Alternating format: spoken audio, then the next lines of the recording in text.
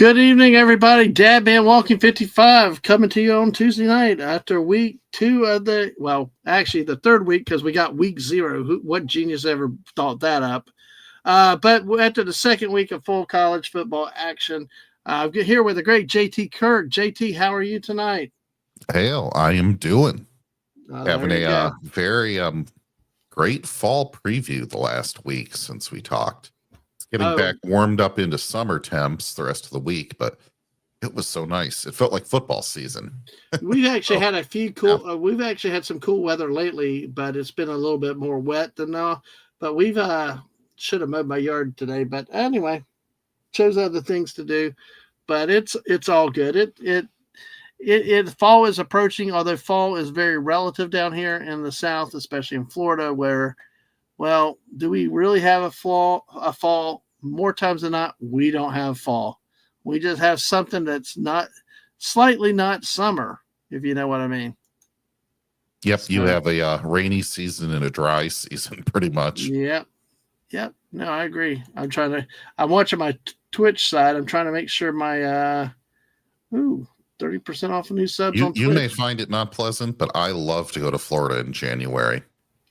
It's just cool enough to where I can wear like a light windbreaker if I need to, and then you can walk around, go to any of the parks. Hey, that's the part. Well, see, we love traveling to the theme parks in January and stuff like that. So, that was our favorite time of the year. A lot cooler, fewer people here. People were up north. Everything else, it's a great time of the year to travel. Was left on outside. Yeah, well, it's the one time we did go to the water park was in January. It was the 180-degree day, and yeah, well, it was perfect for all of us. So all right. Well, hey, all right, JT. Well, we are, like I said, we're week two.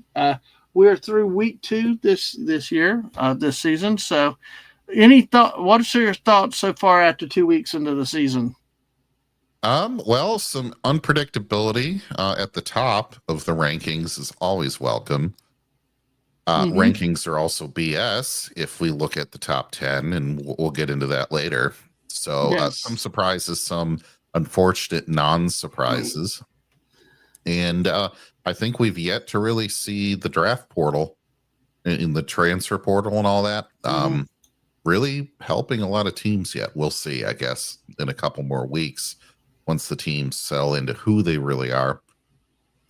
Well, and some of them, we drank the Kool-Aid improperly, and they turned out to be what we should have expected them to be, and not. Oh yeah, bum teams, yeah. Yeah, to really be the crap of the league. By the way, let's go ahead and say hi to our chat out there tonight. So, 2 weeks in, it's been pretty. I don't know. It's been kind of boring to me. I mean, there've not been the great upsets. There've been some decent ones, but not the most thrilling action, I will say. When I'm getting derailed by people to go watch movies and stuff like that, then it means it's a bad season. But which I do okay. I'd rather hang out with friends sometimes. But hey, our great friend Sam, the military wife, we've been watching 2 BYU games with her family. It's so much fun. So I will tell you. Well, let's say hello to our people in the chat. We got the great Snorter Poopus Cuber. Hello, humans and other critters. Hey, Snorty. Snorty. Great to see you tonight. Hope you're doing well. Follow Dave is here. Go. They did. They said, fire Billy. Fire Billy. Fire Billy. That was the chant as people were leaving the stadium on Saturday night.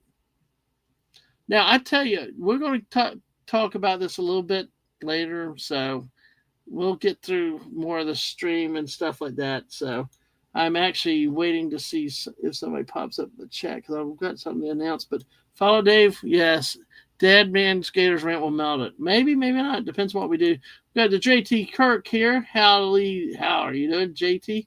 What will we do live? Fracket, we'll do it live. Which? Oh, we were just going live. We'll do it live. I thought we were going to do something live. Like all Gator fans from the 70s losing to Georgia. Wait till next year. So that's hilarious. And look, I remember last week you talking yeah. about the chances of Georgia, Florida, and now LSU, Florida, and now. Just we're gonna have a nice show for a little bit. We're gonna talk about some of the positive stuff before anything else hits the sand. But yeah, it's good to see everybody tonight. Thank y'all. Make sure you smash that like button, hit subscribe if you haven't. Follow us over on the Twitch side. We are at 131 followers on Twitch. We are at 739. 11 more subscribers. I plan to do a 750 celebration. I'm ready for one. It's been a while since we've had a celebration. Well, I did the 3-year celebration, but in terms of other types of celebrations, it's been a bit. So, all right. Well, and we haven't had a Star Wars celebration because that property's gone. So, all these other celebrations we could be having just, have not materialized, unfortunately. No.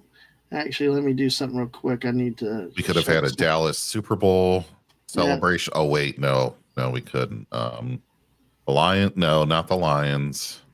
Jeez. There's so many teams we want a celebration with. We're never going to get it. Shoot, my computer's locking up. Give me a second to. There's positive stuff. Did the coach get deported for? I wish. He might not have been full on kicked out, but he might have gone and spent a little bit of time in the alligator location. Yeah. Who knows? Oh, in that place, yeah. Yeah. I'm not going to say the name. I know. The missus just delivered dinner while we were talking. That was funny. But good to see. Yeah, Fallout Dave. So here we go. Well, I want to introduce everybody to something, too, that will be coming up on Thursday night. Hi. Yeah, I'm live with JT. Sorry. It's okay. I think she forgot. So, Sorry. Hey, it's okay. Hey, Sasha. Yay, sports. Hey, come back and tell and expose your expose. No, please don't. Show the let the Malaysians listen to American football talk. How about that? We'll do that. Sounds good. Hey, that's good. I agree. So fully clothed, please. Fully clothed. Exactly. Definitely. Always fully clothed. Do it responsibly.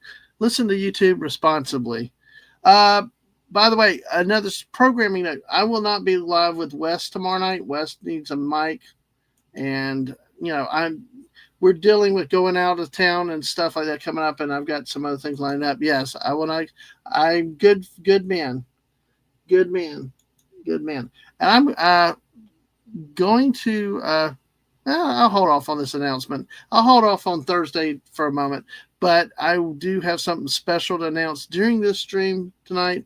I do want to say, though, let's enjoy what's left of the football season because some people's seasons are over, as we know. So I'm just going to leave it there. All right, so we got looks like we got everybody. We talked to the chat. So let's go ahead first. Let's go run down the top. Let's go ahead. Well, like I said, make sure you hit that like button, folks. Let's go ahead and run down the scoreboard from last week, folks. Yes, unfortunately, yes, unlike last year, we had great graphics completed by the missus or myself. We're going low tech this year, so. Nothing says low tech like ESPN. But this game, James Madison Louisville on last Friday was actually kind of a cool game for at least a half. But Louisville pulls away in the game.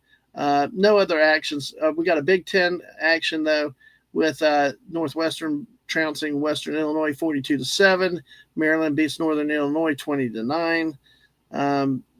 So in terms of other Big 12 games.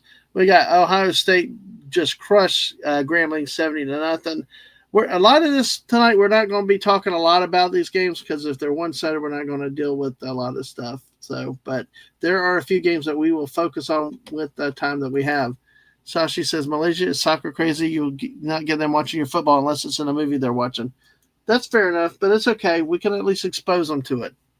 because around here is all about the exposure. Um, FIU goes on the road. Penn State kind of struggles to a 34-0 win over FIU. Louisiana Tech actually goes into Baton Rouge, pushes LSU really hard. LSU fans were not happy with this game, but they win 23-7. With Florida coming to town next week. Another struggle, fourth-ranked Georgia struggles to beat Austin Peay 28-6. I think this is a struggle. Miami only scored 45 against Bethune-Cookman. You think that's a struggle? Yeah, because against Bethune-Cookman, they should score 60. But I want to know when they put in their second and third string. Probably fairly early, you would think, you would hope. Yeah. What about this one? Oregon kills Oklahoma State 69-3. How the T-Boone Pickens school has fallen off. I mean, that was sad. It's like in many ways. Mike Gundy has a job. That's where I'm really surprised and struggling to see that Mike Gundy still has a job. I think Oregon is legitimate this year, but still, 3 points is rough for any team. Yeah. Texas struggles. I mean, Arch Manning again. Rumors about him being injured, but Texas wins 38-7. A game that was Buddy Hepburn's school out that way that he likes. Yep, San Jose State. Yep, Buddy Hepburn. The game that looked like it could have been an upset of the day. Troy had a lead at halftime, 16-10, but Clemson ends up winning 27-16 in that game. South Carolina struggled with South Carolina State. South Carolina State had an early lead, but South Carolina does win 38-10. A game where Duke actually fought Illinois pretty good at the beginning, but 11th ranked Illinois goes on the road and wins 45-19. And one of the upsets of the day, which a lot of people may not consider this upset, Mississippi State, the Bulldogs in Starkville knock off the best Big 12 team and number 12 ranked Arizona State 24-20 on a last minute deep pass play to win the game. I called that dead man because I hate Arizona State that much. I know. That's okay. That's good with that. That is so good with that.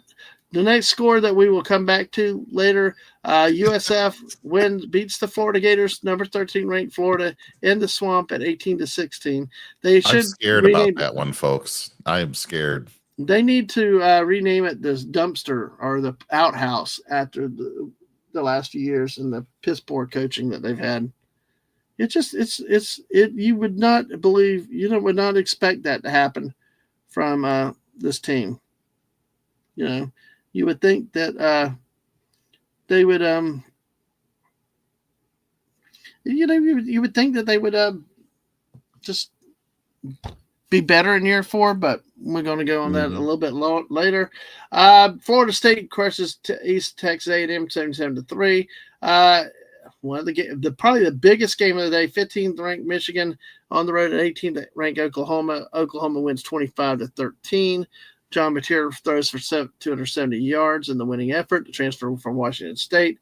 Iowa, in a boring slugfest is typical for Big 10 and Big 12. Yeah. Oh, not so much Big 12, but the Big 10. But Iowa State kicks a last-minute field goal, beats Iowa 16-13. Baylor, and this is a game that was really a wonderful game if you happen to watch it. SMU had a double-digit lead late in the game. Baylor rallies, ties, and forces double overtime, and Baylor wins 48-45. Sawyer Robinson throws for 440 yards in the winning effort for Baylor.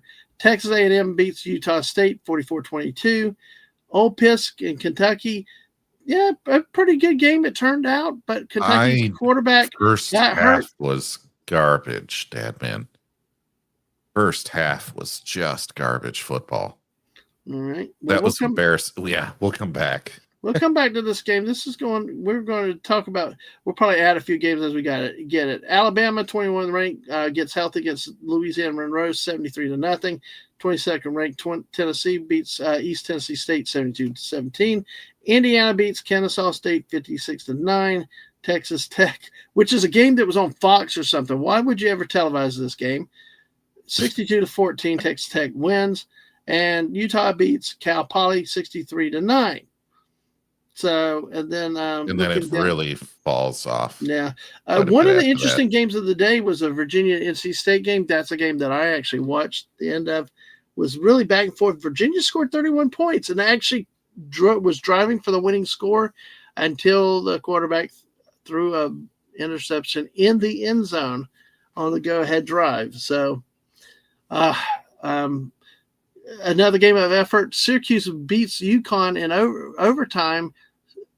Well, what's interesting with this game was that the head coach for Syracuse made his players run sprints after the game. Yes, he was so unhappy with his team's effort, he made them run sprints. But you remember those days? Did you ever? Yes. Yeah. Oh, yes.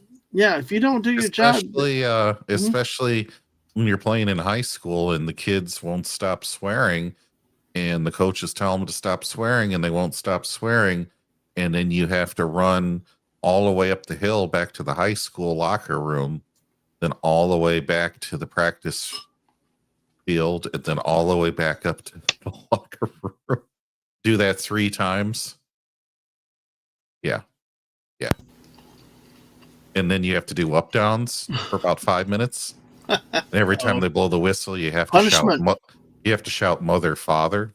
Oh boy! Instead of the other version that's impolite. Yes, I remember these. Well, we got the border war between Kansas and Missouri. Missouri wins this game 42-31. Both Pueblo, the Penn State transfer, throws for 334 yards in this game. Fresno State goes on the road, wins in Corvallis 36-27 against the Beavers. Well, I mean, Beavers put up great numbers, but just could not score enough points. They had no defense, by the way, too. The game-winning drive for Fresno was just put that at how they just let the Beavers let them just drive down the field very, very quick. Colorado only beats Delaware 31-7, but Colorado is playing with a third-string quarterback today in this game. As we go through, Navy beats UAB 38-24. Games of interest. Like I said, folks, there was not a lot this week. There really, you can tell. And the Michigan State game isn't even like on this list. Like where is it? It's somewhere, but yeah.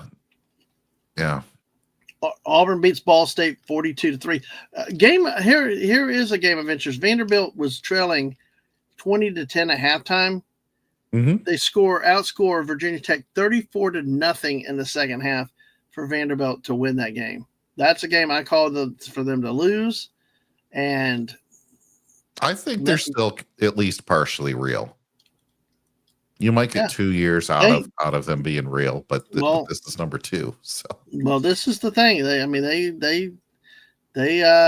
actually went on the road and came from behind and win this game going away. Yeah, AJ Swan is a quarterback that's now playing for Appalachian State, who was at Vanderbilt a couple years ago. But when Diego Pavia came in, he left. Your game. Michigan State, the Sparty held on for a win, 42-40. JT. Yes. Mm-hmm. Double overtime. Any thoughts from that game? From what you remember? I remember being on Admiral Teague's saving Star Trek during this game because they had to make it the late game. Yeah. So, no, not a whole lot, but I will say the quarterback did do a lot better this week than last week and all of last year. Mm-hmm. So that's encouraging. No, that's good. What's encouraging is Dan Mullen is winning again as a coach for UNLV. They beat UCLA 30-23. Nico, I'm going to leave you through for 255 yards in a losing effort for UCLA. So my UTEP Miners, they won 42-17. Yay. At least one of my teams won that day. A game I watched with our friend Sam, 27-3. BYU beat Stanford. That's pretty much, folks. That's BYU is not getting enough respect. I've watched that team 2 weeks in a row. Now, granted, the first week was against Portland State, but they really rolled over Portland State. That was not really much of a game. This game, though, against Stanford, the problem was they had a former Oregon State quarterback that sat there like It was not very good. It's like, it's good that he left Now, the Beavers. Stanford moved to the Atlantic Coast Conference. Yes. Okay. Yes, exactly. It's hard to remember where all these California teams moved to. Oh, I know. Exactly. Well, folks, I do want to go ahead and throw in here before we get to the top 25. Let's see. Yeah, I do want to go ahead and here before top 25 because, JT, I got a special announcement. Oh, you're retiring? Yes, You're and pregnant. I'm giving... Pregnant, God. I wish this person were here for that comment, but... Jeez. Oh, jeez. Well, like I said, there'll be no show with Wes tomorrow night. In part, we've got a lot of things going on, and he needs a new mic. So we've talked about it. But on Thursday night, I am going to do another show. Right now, we're currently scheduled for the second Thursday of every month, but it can also work into a more regular show or even a random type show. Well, here, let me. The Mrs. came up with the show title at 3:00 in the morning last night, and my great friend Anna's Gameland came up with the thumbnail. So tomorrow night, on Thursday night at 8 p.m., we're going to start our show with Anna and myself called Get Over It. Interesting. Yes. I see a cat and a UFO. Yep. All right. A unicorn. Oh, shoot. Here, I'm showing the wrong one now. Dang it. That's the thing. I got too many images in the background. Hold on. Oh, crap. It's like I can't even get it right. That's what's so that was frustrating. a sneak peek, folks. That was limited edition exclusive content right there. Exactly. So there it is. But there is a better there is a better thumbnail that I want to show real quick that I meant to have. I thought I had it up, but hey. But yeah, you'll get to see this one here. This one's even better with that. Oh crap! Now I got to move screen. So folks, oh gosh, here we go. Hey, there's the BYU fan, Sam. Hey, Sam, How are you tonight? Yay! Hey. We just mentioned your team. I'll tell you, watching a game with her and family, it's an experience you got to do, and a Texas cake. Texas cheesecake, yes. But like I said, on Thursday night, this is a show. Get Over It. And look, we got a pickle here. We got stars. We got twinkling. So we got I thought that was okra for a second. Nope, it's not okra. That's a pickle. He's backing his way up the ladder, and he got a little paratrooper over here with the UFO up here. So this will be Thursday night, second Thursdays of the month at 8:00 p.m. Eastern. What are we getting over? We're going to get over that cemetery fence. That's what we're going to do. So a cold fence, yes. Oh, I thought it was an ice cream and cake sugar coma. That's what we're trying to get over. No, Sam Wolf's Texas sheet cake was so good. Yeah, that would be getting over. Well, JT, so plan on joining Anna and myself Thursday night at 8 p.m. for that. Like I said, it's going to be a show that we'll have some surprises. We're getting it started, but long run, we'll see what happens with it, how regular, and where it goes with stuff. It really don't plan on being like squirrel streams per se, but yeah, we'll figure it out. But hey, always a good time when we have Anna on this channel with us to everything. Oh, Sergeant Dad was in the airborne. Nice. Oh, nice. Very nice. Exactly. Yeah. All right. So, but hey, make sure you're here for that on Thursday night. We had 13 at one point. Now we're back down. Well, we're at 12 on YouTube. Yay. The numbers always change from left to right. It's kind of like, that one scene in Airplane when they're like, he's at 3,000, he's at 5,000, he's at 2,000. What an asshole. Because it's, it's what it is. Yeah. Roger. Over. What's your vector, Victor? So, all right, folks. All right. Just some sports ball. Yes, sports ball. So, JT, like you said, first. Shall we recap our picks? Well, no, we can wait on that. We can wait on that. You can wait before you gloat again. I want to. I want to gloat so bad. Yeah, folks. It's like the highlight of my week. I get to gloat against the host. yay! I know. Yeah, you're like Whoopa Troopa. I know, it's crazy. All Folks, right. we pick like 15 games a week, and so we tally them up, and it's a competitive little thing between Dadman and I, and I don't know you're what the very grand competitive. prize is, but I don't know. I don't either. Well, hey, an AP top 25. See, we're not even going to worry so much about the coaches poll, but they're fairly control. Okay, I see what he's saying. AP, no change at the top three: Ohio State, Penn State, LSU. Oregon does jump 2 spots. They jump over the U. Miami stays at 5. Georgia fell 2 ranks, even though they won. But remember, they beat Austin P 28-6. Did not look very good in that game. Texas holds at 7. Notre Dame, your favorite, is 0-1 and moved up a spot. JT. Yeah. That's why I have my tag that ranking is a complete and utter scam. You don't even play as many games as everyone else, and you have no wins, and you move up. Yep. You move up with no wins. You're 8th in the country. You should be not even on this chart. I agree with you. I can agree with you. The only reason is money. Yep. Money buys you a spot on this chart. And they have a weak schedule because they refuse to join a conference, and so yeah. But Illinois at this point, how could you rob like South Carolina, Oklahoma, Clemson out of potential top 10 spots? Well, even Illinois has looked really good this year. 2-0, that moved up to 9. Florida State has been good, 2-0.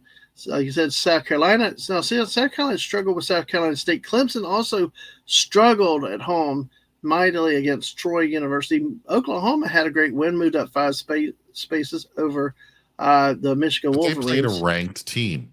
They should be above Notre Dame. They're 2-0. I agree with that. Beat a ranked team. Why the hell are they not number 8 and they're only 13th?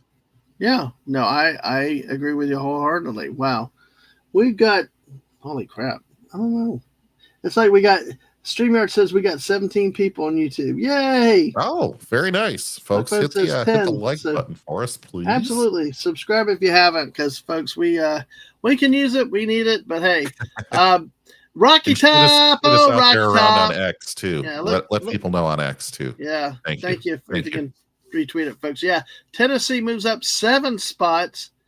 Even though they had a cupcake this week, but still moved up to 15th in the nation. Iowa State moved up 2 with its win over Iowa. Texas A&M moves up 3. So does Ole Miss and South Florida. The Bulls make their appearance at the 18th slot. How do they get to do that? Because they beat the 13th ranked team in the nation. And USF is actually a really good team. They are a good team. Why they're not as respected, some think is because of the conference. Where they moved them up over Indiana. They moved them up over Utah, Texas Tech. Yeah. I don't know about that. I think this will be their high mark for the season. Yeah. Easily. Yep, absolutely. All right. Let's see. Alabama, 19. Utah. Wow. This has got to make Sam upset. Utah is ranked 20th, but BYU is not even in the top 25 in the AP poll. Now they are listed in the notes of the 92 points. Yeah, they're like 27th. That's fighting words to a BYU fan. Of course, Texas Tech, Indiana, Michigan after the loss to Oklahoma. Auburn, I tell you, War Damn Eagle. Yeah, you guys 2-0, ranked 24th, and Missouri moves in top 25 with Alabama there. Yep. See, if you go back up to the top 10, I counted this, Dadman. Let me say hi real quick to Tim too. Tim, he agrees with you. First ranking shouldn't come out till October. Very fair I'd be fine with that. And of course, Sam's 2-0. So all right. Where do you want to go back up to? Now, if you fly up to the top 10 on your War Eagle, you will see that Ohio State, Penn State, Oregon, and Illinois. Mm-hmm. So that puts the Big Ten in the first two seats and the largest share of all the conferences, with the SEC coming out with LSU, Georgia, and Texas Mm-hmm. with 3. Mm. So I wanted to get your thoughts on this, because you being an SEC guy, liking to think that SEC football is on another level in competition and play. But Mm-hmm. Big Ten's on top right now, both in number of teams and the ranking. Well, in What say you? the top 10, they're split. There'll be 4 Big Ten: Illinois, Oregon, Penn State, Ohio State, LSU, Miami, LSU, Georgia, Texas. I don't know. Hold on, I miscounted. LSU, Georgia, Texas. Yeah, you're right. 3. Okay, 4, 3. Yeah, I I don't know. I think it could be the quality of the teams. It's good for the Big Ten.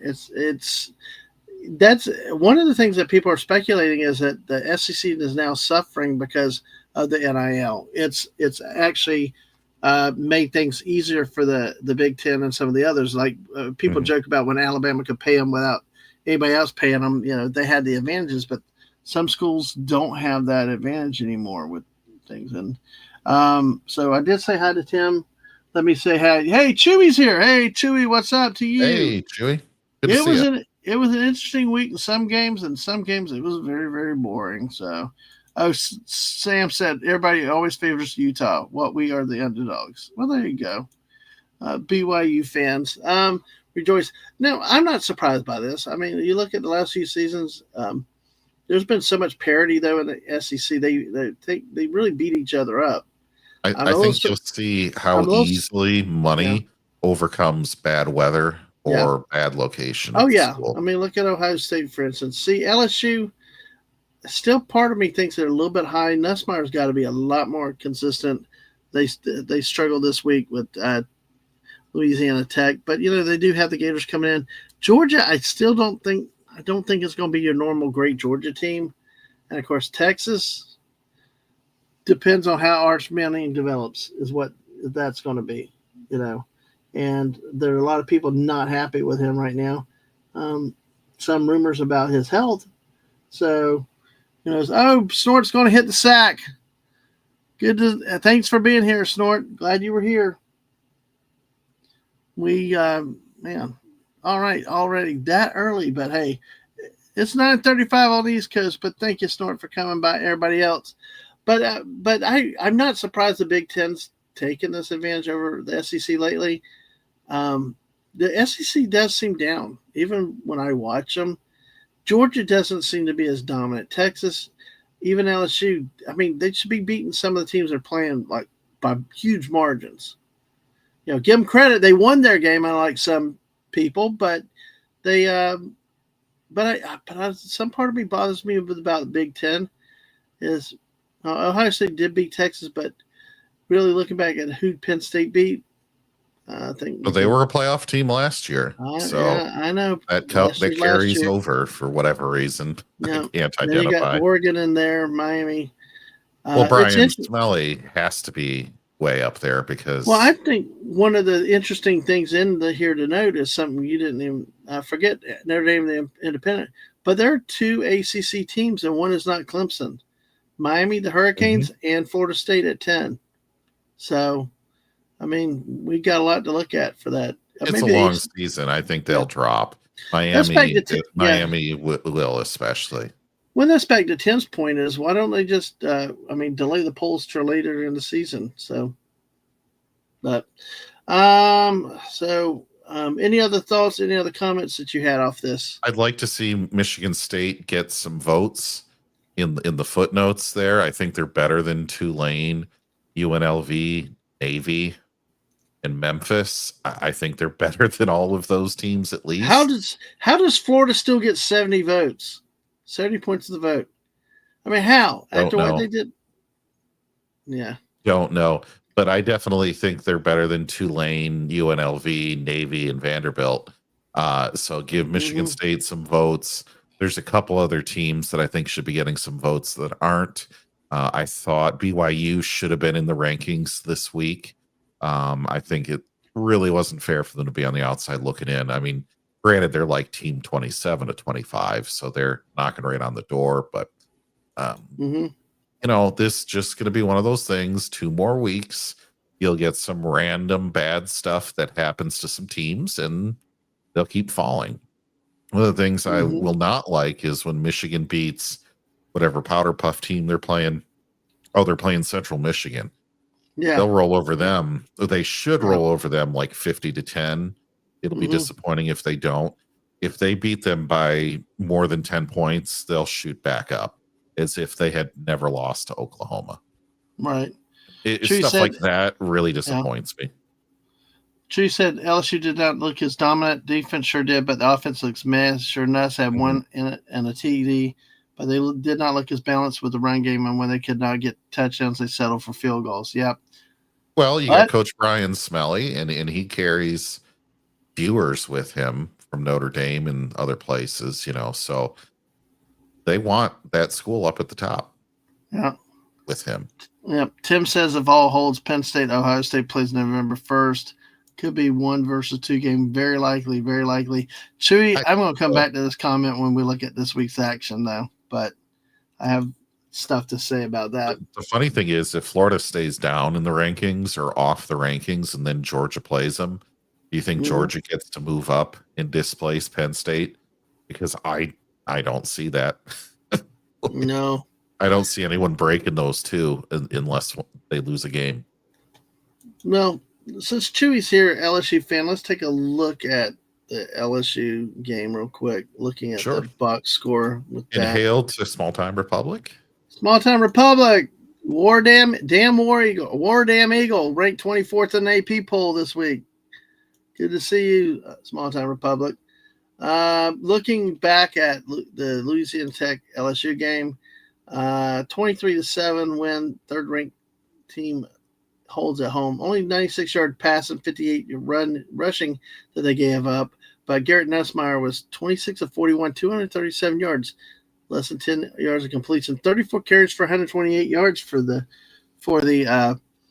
LSU Tigers. So Barian Brown, the Kentucky transfer, 8 catches for 94 yards.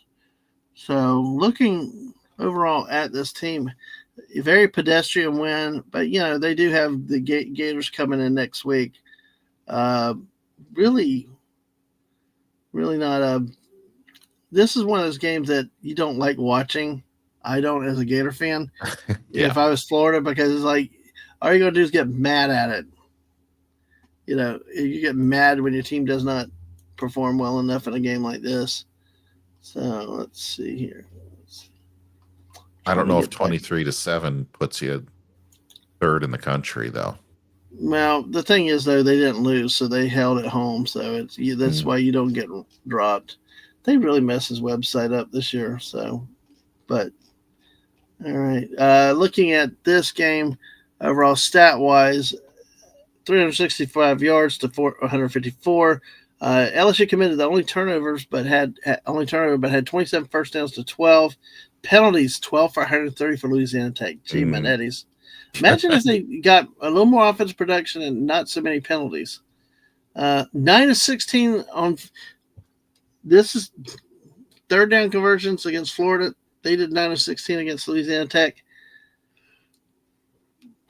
I would expect better. Yeah. I would expect better. And they had the possession for 13 minutes longer than Louisiana Tech in the game. So really, statistically, it looks like this game should not have even been this close. But as let's see, Chewy had mentioned that it was a very sluggish. It was a very sluggish game for LSU. They did not dominate. They could not. Yeah. Small Time Republic is going to a game this weekend. Oh, cool. Auburn South Alabama game. Yes, the first ever meeting. Yep. Yeah, South Alabama is moving up in the ranking, the levels and stuff over there. So, yeah. Now, are Are they on the Gulf of America? Yeah. South okay. Alabama is Mobile, Alabama, I believe. Okay. So yes, exactly. So yeah. So 2 serious injuries. Yeah, injuries do affect you with these type of games, especially when they're key players. We'll take a look now. We're gonna move off of this game. Take a look down the stuff.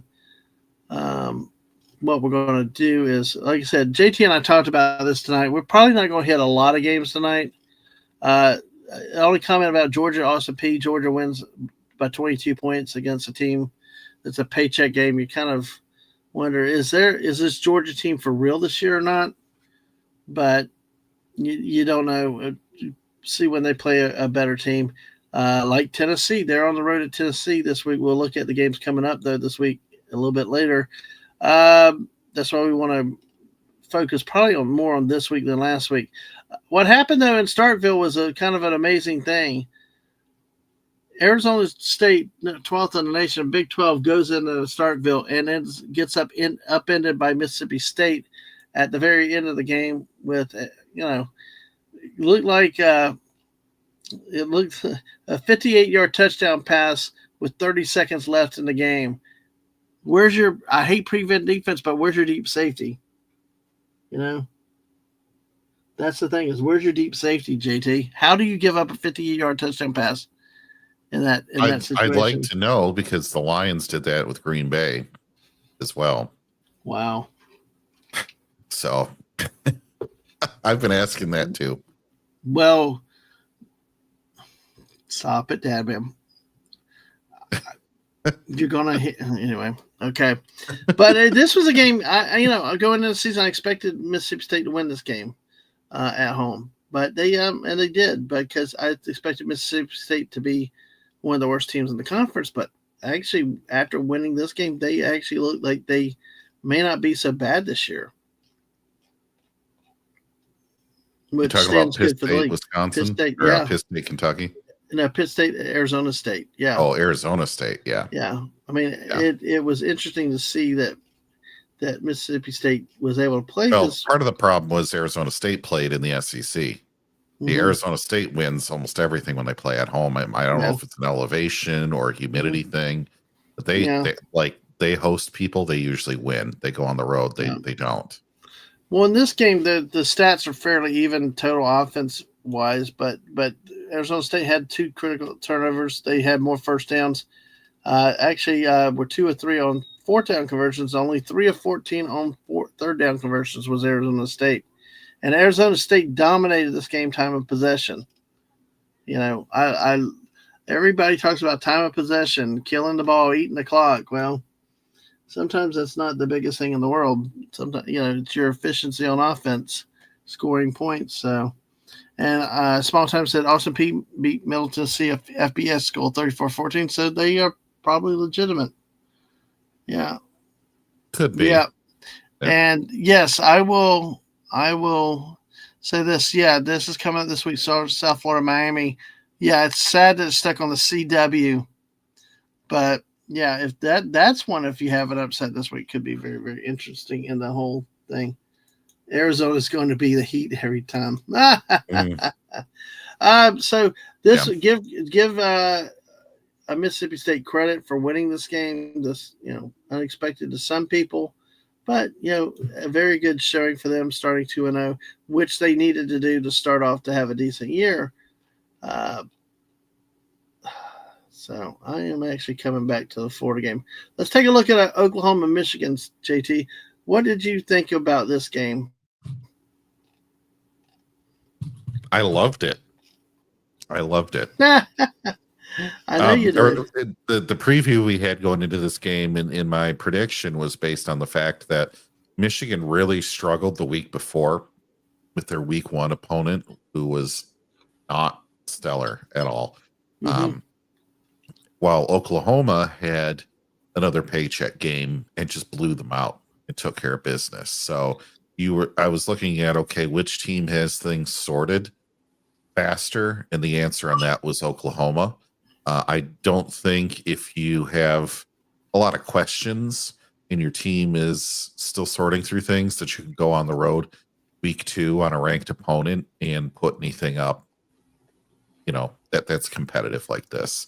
So were this game in week 8 or 9 and Michigan had more time to settle their roster and some things like this, because for whatever reason, they were not ready for this game.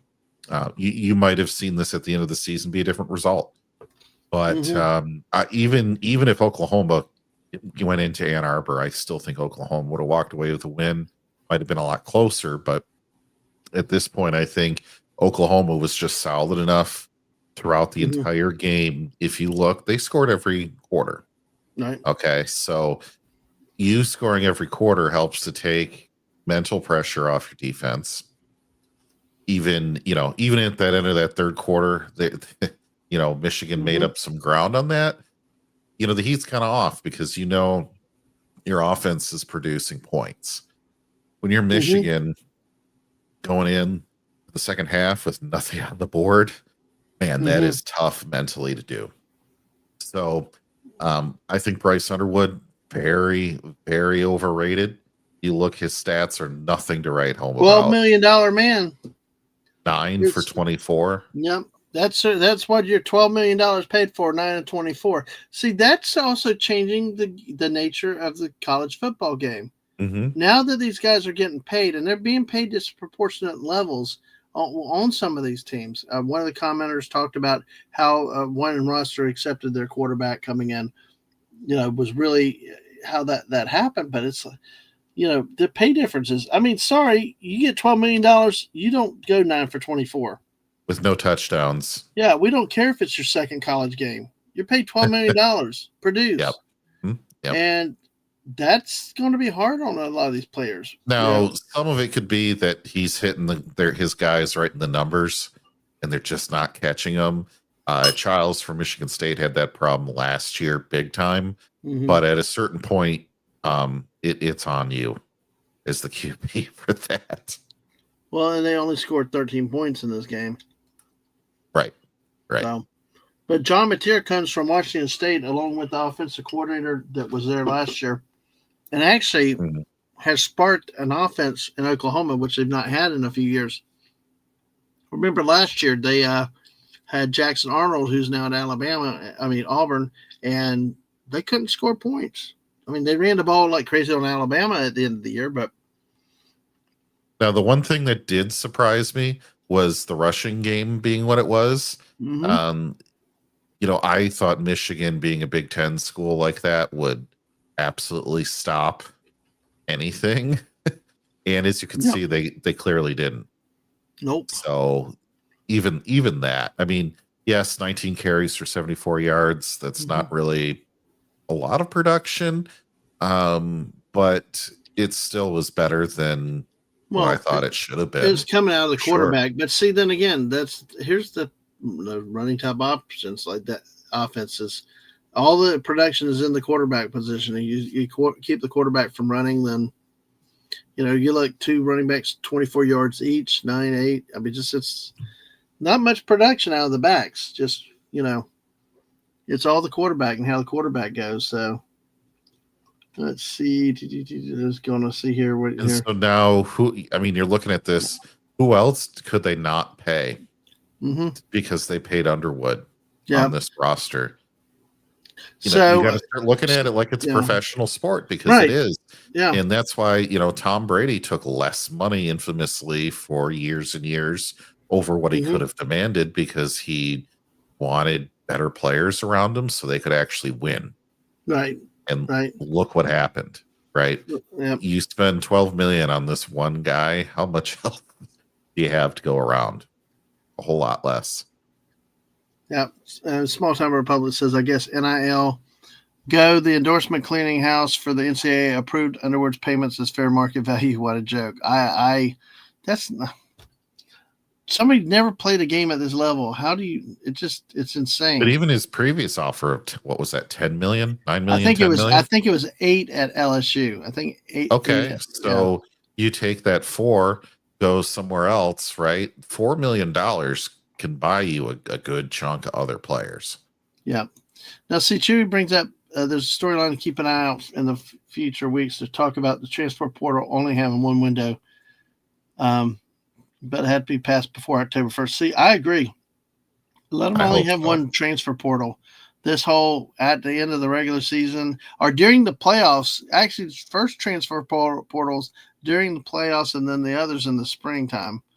It's like I think you only have the one in the spring. Yep. So, oh, that was you said. You're okay with Michigan overspending on bad talent. Yeah. Well, he's probably good Yeah. talent. The thing is he's just untested at that, and just putting that kind of money in a quarterback that's never played the game before. It's a high risk, But they I don't know. We'll see. Michigan comes back after this. Probably so because they have not necessarily the worst schedule in the world. So. Yeah, and I think Larry Ellison from Oracle's Mega Billionaire Michigan Boosters they can spend. I believe also isn't Portnoy from the Barstool Sports. So I believe so. yeah. Well, Larry Ellison needs at Oracle. Please save your pennies. We need better Star Trek, please. I saw that.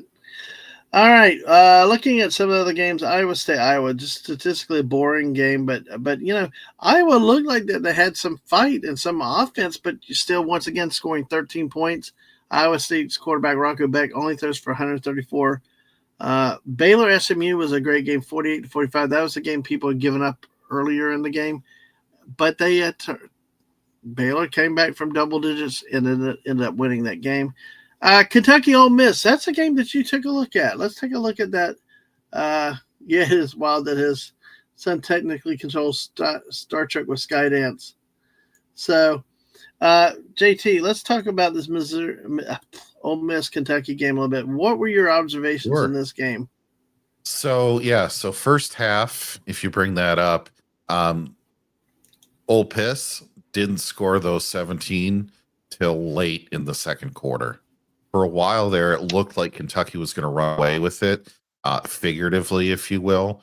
If you look at Zach Calzada, 50%, 150 yards, they could not connect to save themselves on any of this. Ole Miss did not wake up until about 6-7 minutes left in the second quarter. And so that was the reason Kentucky was running away from it. But there was just bad coaching, uninspired play execution, and bad coaching. Thing I know you have a thing for the Kentucky coach, but he was at the point where they were unsure. I remember this first quarter. You are tied at nothing. You're on your own 38-yard line, 4th and 2. Yep. Why are you debating going for it on 4th and 2? You kicked the ball. You told me they wasted 2 timeouts early in the game too. They wasted. Yeah, they could not decide if they wanted to go on 4th and 2 in their own side of the field in the first quarter. The point they had to call a timeout because they ran down the play clock, and then they wasted another one. Well, the big story in this game is Kentucky lost their starting quarterback, with a shoulder injury in the fourth quarter, and their hope went. And even then, he's only 50%, less than 10 yards of completion. Austin Simmons threw 2 picks. I mean, he looked good last year in spot duty for Ole Miss, but 2 picks that kept Kentucky in the game. Without that, who knows what would have happened? It was almost like something just snapped on the Ole Miss side, and like they finally opened the bag that was football and started eating it, because you see 17 points in the second quarter again. That was all late in the second quarter. They did nearly nothing.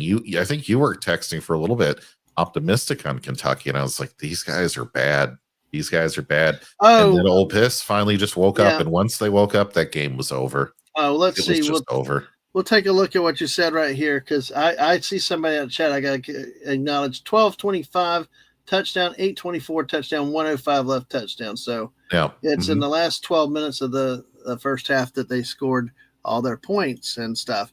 So speaking of rampages, we're going to talk about that in a minute because people out there, because I've told people I spam the shit out of my friend's phone sometimes. You saw the number of texts in that Florida game, didn't you? Yes. I did. And folks, I was like working on stuff around the house and doing this and that. I looked down and it's like 14 text messages. Was it only 14? No, well, I'm just saying at one point. Like that was in just like 10 minutes. Well, the amount of profanities, though. Something must have happened. I know the amount of profanities, but listen, I will tell you this though. God, what happened to that one file I had? It's like we had a couple more folks walk in. I know. I'm going to acknowledge real quick. I want to say, take a point of personal privilege right now as the host to do something really quick, as long as my old computer will open up.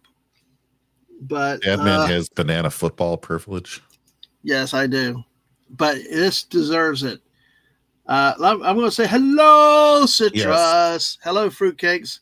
Good to see you tonight. But I also want to, come on. Call out, Dave. Yes, 14 text messages I am unable to put on YouTube. Yes, dude, the profanity was quite astounding with that. But I want to say hello to the great Anna's Gameland. I mentioned this with her Thursday night at 8:00. We are going to be starting a show called Get Over It. We will be doing this second Thursdays of the month, looking to expand it as we get traction under it. And as JT said, yes, there is her cat. There is a pickle backing up. There is a Yeti. There's a football. There's a gator. She was so kind to put the gators in. Right now I could, anyway. But like in here, you got her, you got a parachute, we got a unicorn, and damn it didn't bring up the right one. It looks like it did. It did? Yeah, the other one didn't have your okra. Where's my sparkles? This one's supposed to sparkle. I'm sorry, Anna, but anyway. Oh, there we go. Here we go. There you go. You see the sparkles. There you go, the sparkles. But hey. Hey, she worked hard on this today. Mrs. came up with the theme, show the name last night at 3 a.m. when we were trying to figure out a name. Anna come up with this wonderful graphic today. So I hope to see y'all with us on Thursday night for that. Call out, Dave wants to know where the NADs are.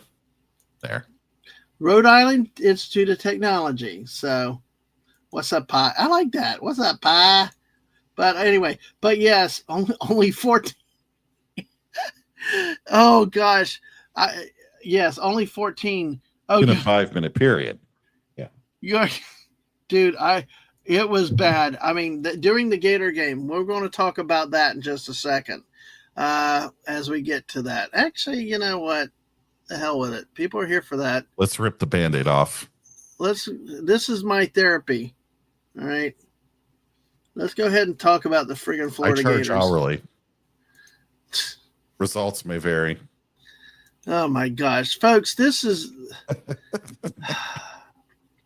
I'm trying to back out. Like I said, I missed the graphics from last year. We just miss it between Mrs. and I. We just don't have the time to do what we did last year. It's just because it does make it easier for doing this stream. We do it, but let's go ahead. Let's bring this son of a bitch to a close. We're going to put a fork and bun on a damn horrendous season. Yes, and you can call them whores if you want to. I don't friggin' care. South Florida goes in and beats the Gators 18-16 with basically an extra point with 3 seconds left at the end of the game. Again, let's take a look at the numbers. Here. 23 of 36, 263 yards for South Florida passing, 128 yards on the ground running. Folks, a 30-yard screen pass on the last drive of the game, and then no tackling on the Gators part. DJ Lagway, 23 of 33, 222 yards, 133 yards rushing for this team on the whole. All right. Tell us how you feel. This game really was a tale of two halves. Florida dominated the first half. They ran the ball. They passed the ball.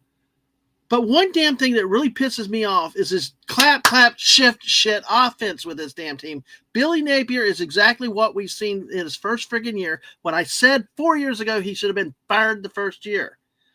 You know, I've actually, other YouTube hosts have said the same thing. One comment I heard another was, this guy supposedly has a great quarterback, all these wide receivers. What does he do?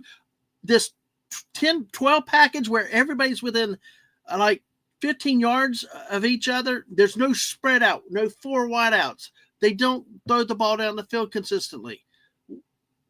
He is his own play caller. It's once again the same garbage offense. You got a kid with a big arm, let him throw the friggin' ball up and down the field, you know?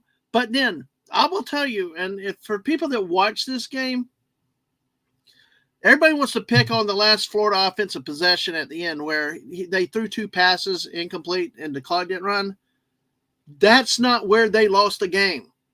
With about 5 minutes, 6 minutes left in the game, Florida had the ball. They were moving the ball. They threw a few plays. They ran some. Then all of a sudden at midfield, Mr. Dumbbutt decided we're going to run 3 plays in a row. We're going to shut the offense down when we got 6 minutes left and play like Bear Bryant football. What happens? South Florida stiffens, forces a punt. Okay? Florida then holds that drive. Then we get the last drive with the 2 passes. To me, this game was lost with about 5 minutes left when they did not keep the offense open, when they were not throwing the ball downfield and doing different, keeping the offense open. It's easy to blame that last possession. But then again, what do you expect from this son of a gun? Because it's the same mistakes. It's a common thing through sports radio and everywhere else. Every Gator fan has seen it. It's the same damn mistakes. You got guy on the field lining up for special teams, 12 men on the field. That's coaching. You got friggin' all these holding penalties, all these different fouls that were called, and this damn thing, this mother thing here. I had not one damn team, 2 damn teams do this shit in the same weekend. What is with these guys? The Dallas Cowgirls did it. Remember, JT? Yes. And yes, this is what made it even worse. People really on this team and this coaching staff, you got a player out there. This guy spit a whole cup of water on the guy. It wasn't, Stevie Wonder couldn't have missed it because it was so clear. And you're like, what the freaking hell are you doing? 15-yard penalty. They get the first down. They keep moving. And then ultimately, I'm like, can we please get rid of this guy in the national nightmare in Florida? They should have last year before that 5-game winning streak with smoke and mirrors. You had a horrendous, yes, and they were hosed last year, FSU. You had a weak sister of the poor. You had a falling LSU team. You had a piss poor Ole Miss team. You had a thought that they could have beaten Georgia if Flagway stayed healthy. They're just, you know what? And, one of the threats, too, is, the players are leaving. Well, Frank, let them go, because who the hell cares at this point? But the problem is with this team is schematics also. This guy cannot coach in game. He's constantly making the same mistakes 4 years later.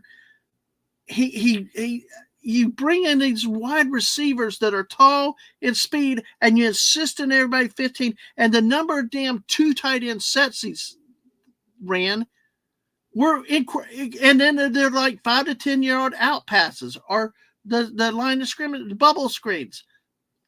Then they decided to have the option to throw down the field on the last offensive play they had, which made no sense.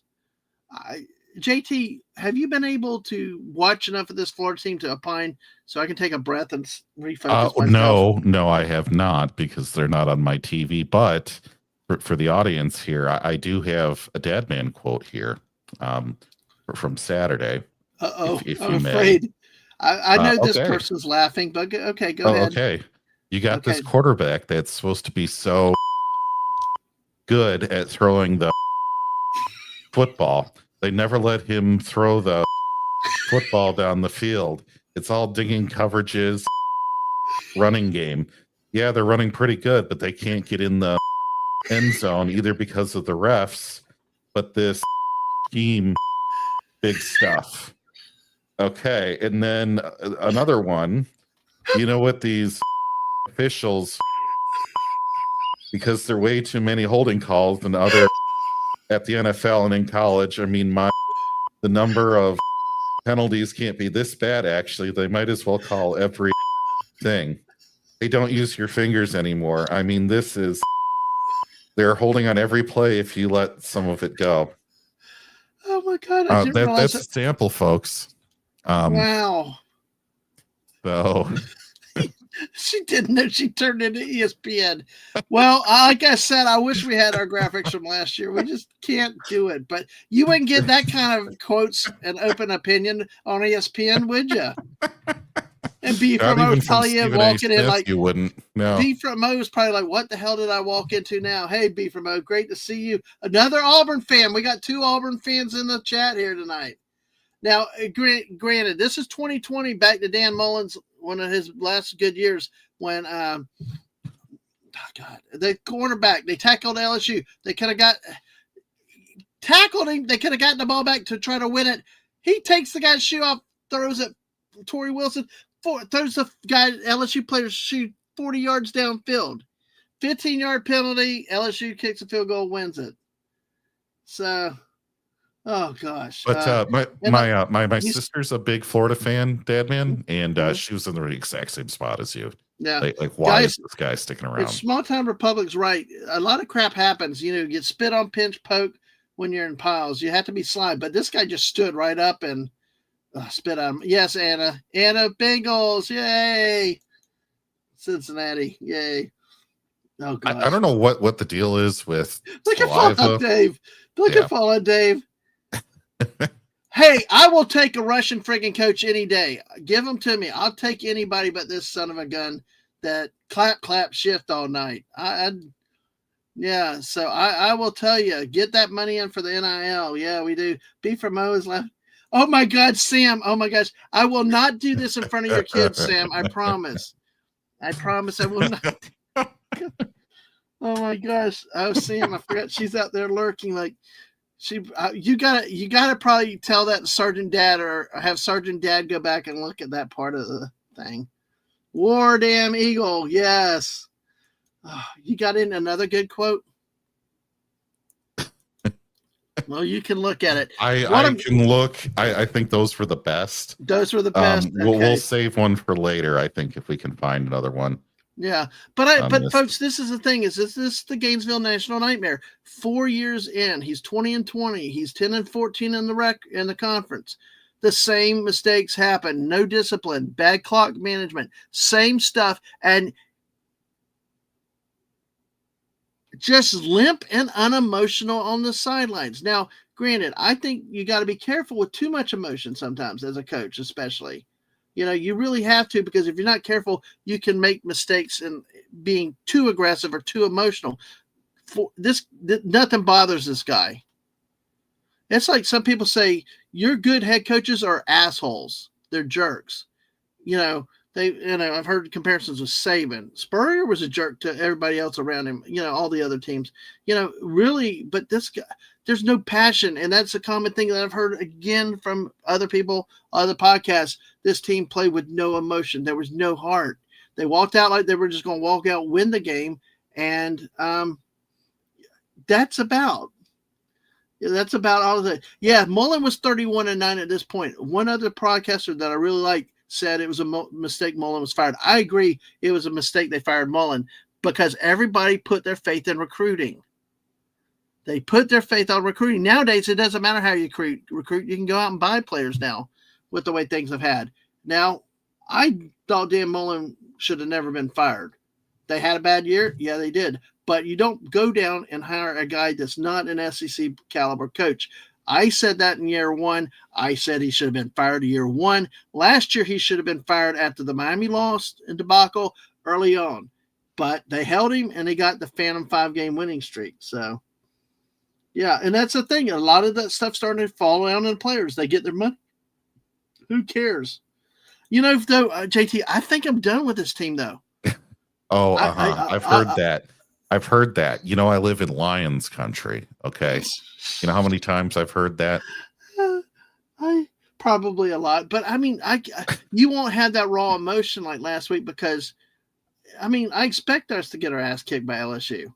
I really, really do, and that's what's sad is they'll be like down 3 going into the fourth quarter, and you'll get all sucked in, thinking maybe, just maybe, and then they'll F it up in the last minute. Well, I'll be at Universal Studios, so anyway, because this is the night game. This is the night ABC game.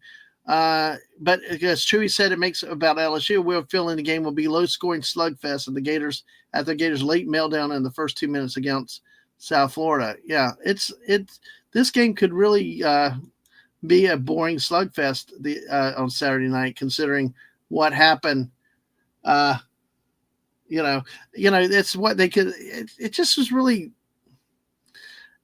This game, I think, can go two ways. Either both teams will really struggle and really it could be like a 17-7 game or 17-10 game, or LSU is going to win 45-10. I mean, the Florida's had so many bad games over there in Baton Rouge that it's, I don't, and like I said, this coaching staff it's in Death Valley. Yes, and this coaching staff has no passion. They don't make halftime adjustments. What they saw, South Florida ended up shutting down Florida's running game in the second half. There were halftime adjustments. Florida never makes those adjustments as a coaching staff under this coach. So it's Sam said there's been years BYU has had that level of inconsistency is really annoying me too. Just a touchless profanity.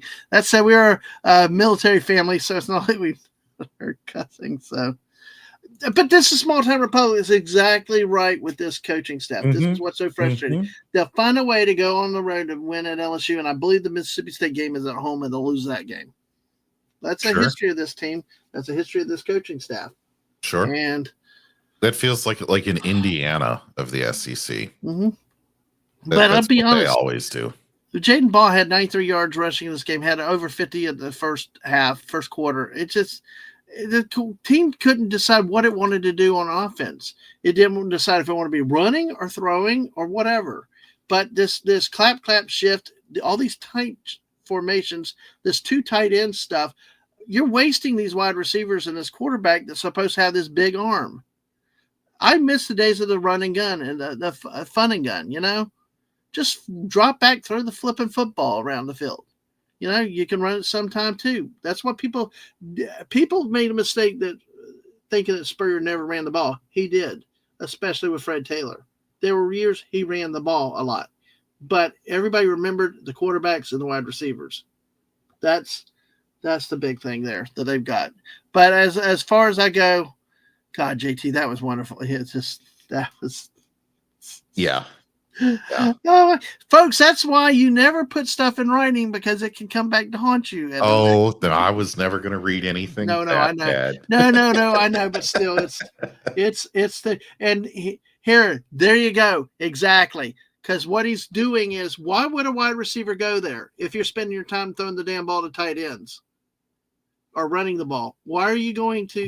I love it when they throw when teams throw to tight ends. And have like a double tight end formation with a running and a passing tight. I love that off the line type play style. To me, it adds a lot of dynamics to the game. But if you're a wide receiver, you hate it.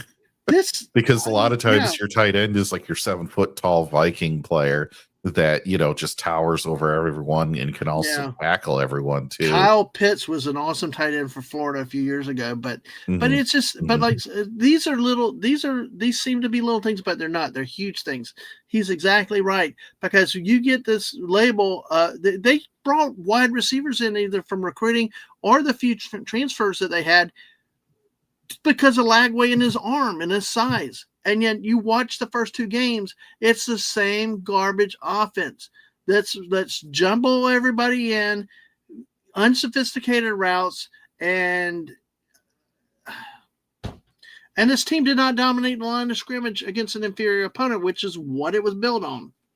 But I could do that, Anna. I'm good for good rugby. Yep.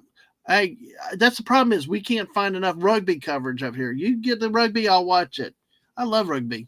You know, Miss and I we fell in love with rugby when one time a guy got his head busted open and they literally just duct taped his head. No gauze, no bandages. They just ran silver duct tape across his head and he went back out and played. So, but yes, we understand. Any other thought? JT, you've heard me bitch about this for as long as I've known you. I'm a broken record, aren't I? You pretty much covered it. It's a broken record. You're hearing the same thing. You know, it is disheartening that you would have to go through that so early in the season. I think that's what hurts the most. That's why I'm trying to watch certain things and what I say because, you know, we are in the airways, but that's why you fire the guy now. He had last year. Right. He got forgiven after Miami. He got forgiven, got lucky. But as abysmal as this was, I don't give a crap. Don't give me this crap that there's not a college. They got an interim president for a whole bunch of political reasons. I don't know if you're familiar with that whole situation. Oh, yes. They don't have a real president. And everybody's so afraid of not hiring a coach without a full president in there. You know, athletic director just got his contract extended. You cut your losses now. They had to win it last year. They missed it. This should be a fireable offense now because you know what? It's not a conference game. That's not a conference game. You still have the whole year ahead. But one thing that has to change is he's got to be gone because you're going to go in with the same lack of effort, no passion, no drive in this guy. My God, watching this game is, he's close enough to the end of the contract. I think the university could probably afford paying out the remainder. Apparently, last year they had $13 million in cash accumulated to pay him in 30 days. They had it ready to go, but they didn't do it. My thing is, fire him now. Bring all ball coach. Bring Steve Spurrier. I mean, this is how desperate I am. Bring the all ball coach out so he can get everybody's head running in his mouth, and play the rest of the season. And look for a new coach next year, and go back and let Lagway just throw the ball around the field. Is what I want to, say. Hey Dozer, good to see you tonight. Hope you're doing well. I think first time I've seen you here, Dozer. I saw you. I think over at Figgy's recently. So, but hey, rugby form is form of American football with no pads. LOL. I tell you what, that rugby is a cool sport to watch, though. I will say, yeah. It's just sad because you waited not 11 months, but probably about 9 months for the season to come back around, and then it's already torched. Yep. So early. JT, I got a story. To a lot of teams, but it's horrible, especially after you saw what they did. I got something to tell you about after the show privately about that quote. Right. That's very good observation. Yep, Figgies. Love Figgies. So make sure, Dave, if you can get Figgies link out there, I'd appreciate it. But I tell you what, it's I lost my thoughts. Sorry about that. But yeah, it's that quote. Get rid of him now. What you didn't do it last year, get rid of him now. You got all your conference games because. What do you expect any difference? The definition of futility is doing the same thing over and over again and expecting different results. Dennis Green, here's what it was. They're exactly who we thought they were. And we let them go. We let them off the hook. Well, this team is the same damn team. Exactly what did I do? I had them tied for third in the freaking conference because I drank the Kool-Aid. I bought the hype. A lot of people did. Very few people are willing to really say we were wrong. Some are doing it now. But one thing that really pisses me off is when these damn talking heads decide, well, he's a nice guy or this, that, and that. Dude, this is a pro sport now. It's a pro sport. As it is, University of Florida will fall 5 to 10 years behind everybody else now because of NIL and all the other stuff. You don't have time to be patient. You've got to win, and you've got to win quickly when you're in the SEC. I mean, look, my God, we just came off a basketball championship. And we can't be respectable in football, and we got to sit with a coach that has no passion. You watch Todd Golden, the basketball coach. He is into that game. He's on those players. This guy, kind of. It's just. I've watched too much of it. It's put us all out of our misery. It's time to take a step What back. the hell, Dave?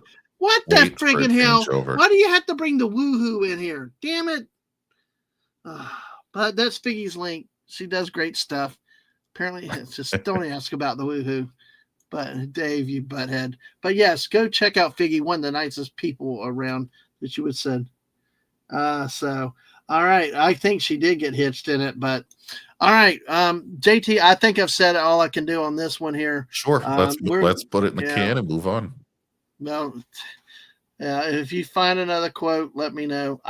Because we have to look at next week's games too. Let me see if there's any other games that we really need to talk about from last week. But this is the one that really sits with me.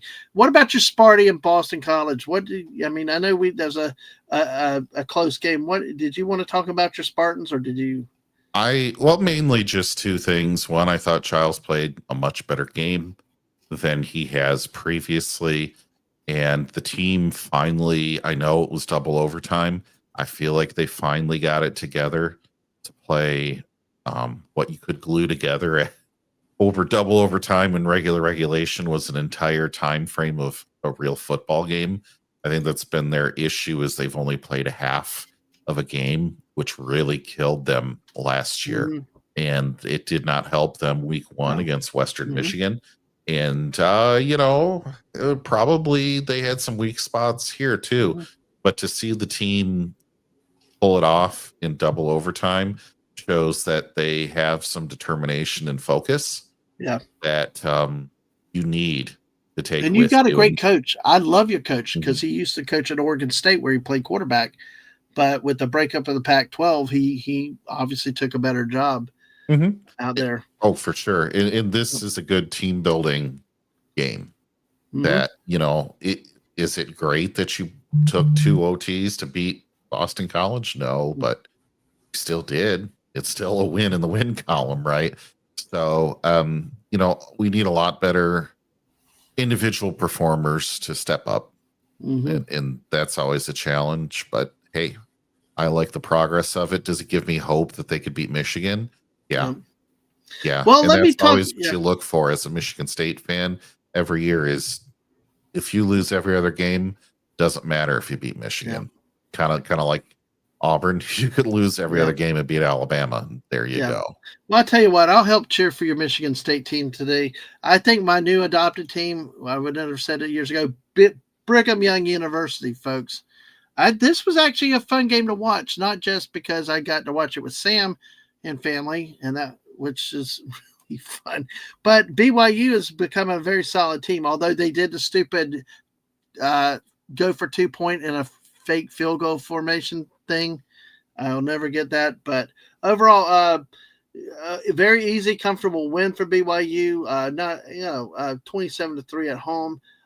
Really, this is not your old school BYU team. They're more of a run dominating team. They doubled up the yardage on Stanford, held at Stanford only 161 yards. And really time of possession, about 10 minutes. So this was a fun game to watch in a lot of ways. And let's see, if you get a chance to ever watch BYU, they're a good team to watch out west. Western football is a good thing to do. BYU, Manamug boys, they are. They really do. You look at the physical. Their quarterback, Bear Bachmeyer, reminds me a lot of Tim Tebow with his physicality. But he's got the number 47. Why the hell do you name give a quarterback the number 47? Maybe he was just a huge fan of 47th president of the United States. That's all I could think of. Okay. Maybe. But he was 17 to 27, 175 yards throwing the ball this time. Team, they ran for 157 yards. Ben Goldbrinson was a former Oregon State quarterback. Threw 2 picks in this game. So Stanford only rushed for 19 yards in this game, but at one point they were like negative 10 yards rushing. So, Of course, if you take out the sack yardage, it would have been at 41 yards rushing. Stanford, again, very anemic, really not much of an offense. And you know what was interesting with Stanford, how far they've fallen down? They actually, their coach is Frank Reich. They also had Andrew Luck on the sideline. Andrew Luck is, quote, a general manager. He's on there kind of cheering people up there and stuff. And he's supposed to be responsible for helping them get a good roster and good players. So, yeah. Yes, doesn't have to change the name if it gets into professional wrestling later. So yeah, I don't think BYU's getting the respect they deserve this season yet. So we'll see. Folks, but I think they've got a good season coming up.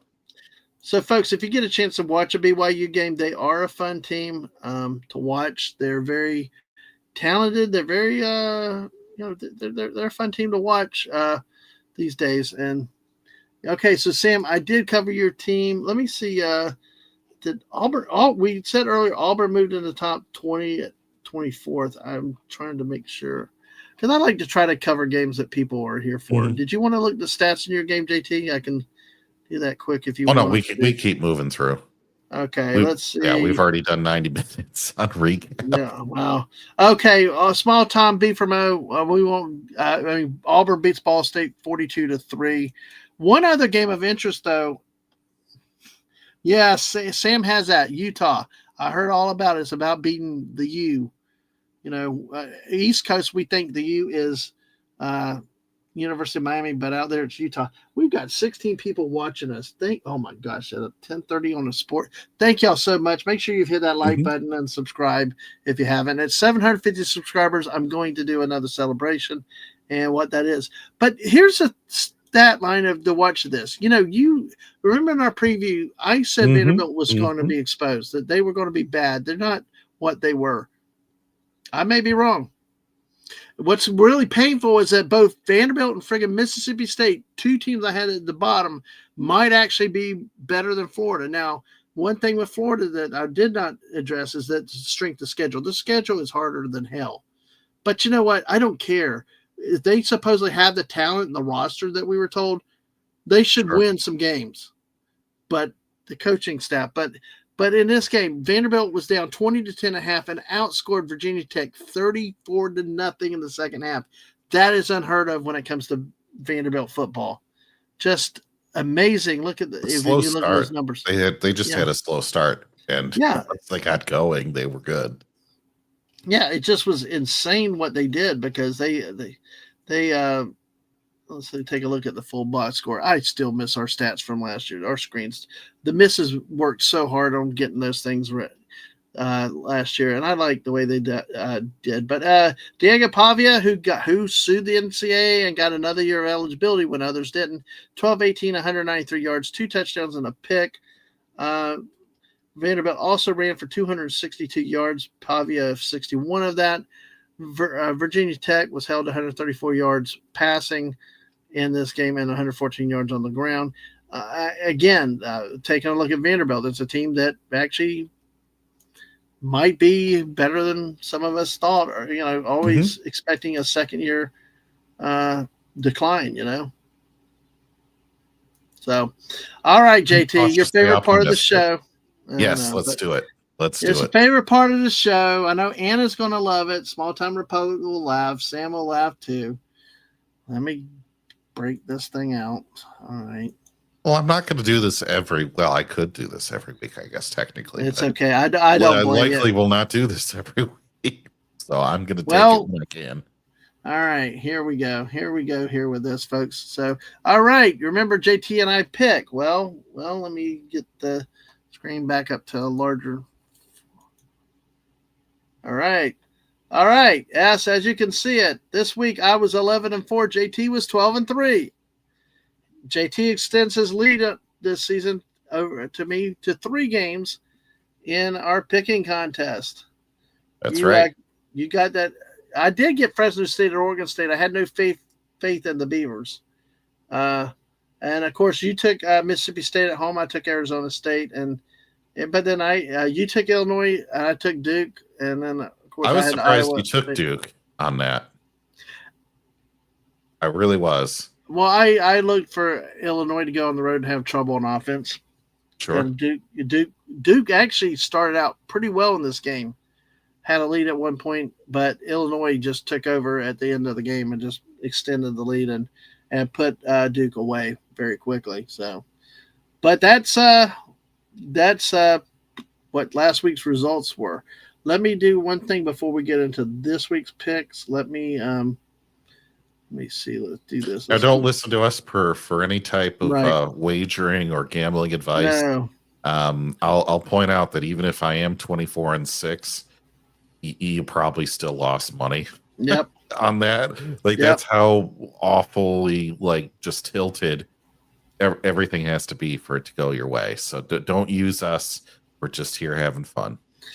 All right. Well, let's go through these games real quick. I'm going to kind of pick out some of the big ones nationally. I see North Carolina, Wake Forest. I love Thursday night football. Of course, Friday night is weird nights for football. I don't like that. In the Big Ten, you got UCLA is hosting New Mexico in that. So you've got Indiana hosting Indiana State there. Let's see, Clemson, Georgia Tech. That's one of the national games of interest coming up. Dabo Swinney, a lot of people are unhappy with Georgia Tech at home, but Haynes King, the quarterback, is a bit banged up. Oklahoma goes on the road at Temple. Between Big Ten SEC matchup, Wisconsin at 19th ranked Alabama. Let's see, look down through the rest of these. We've got South Alabama is at Auburn, which Small Time Republic will be going to. Hopefully, it's a lot of fun. Villanova plays at Penn State. Game of the week in the SEC, I think, Georgia at Tennessee. This was coming. Well, do you have any? Well, we'll talk about this game because it's on our pick list, though. Yeah, so, Small Time Republic. Yeah, Baylor's quarterbacks, his stats have been just off the charts big time. And it's like almost 900 yards passing, 7 touchdowns, like Heisman worth numbers. So your Michigan State hosts Youngstown State. And let's see, looking through the rest. South Florida at Miami. We're on the CW network, like Chu said. How does this game get stuck on the CW? But there you go. It's it'll be interesting to see if South Florida could upset 3 ranked teams in a row. Let's see. As we go down through them, Ohio's at number 1, Ohio State. Western Michigan at Illinois. Arkansas is at Ole Miss in the SEC. Of course, in the evening, the game, Florida at LSU. Who knows what? We'll talk about that in a second as we do the picks. Vanderbilt at South Carolina in SEC action at night. Utah is at Wyoming. In terms of Big Ten, that's we got Minnesota at California. Hey, Minnesota goes on the road to the West Conference.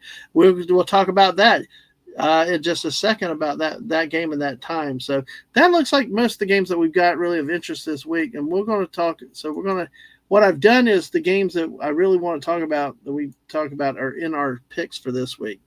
Mm-hmm. So what we'll do is we'll come down to them as we talk about here, as we talk about who we picked in these cases, each of these cases. So we've got this week, we got Minnesota, California, JT. That's a late night game. Tell us before we hit that, your Michigan State is going to the West Coast next week. Yes.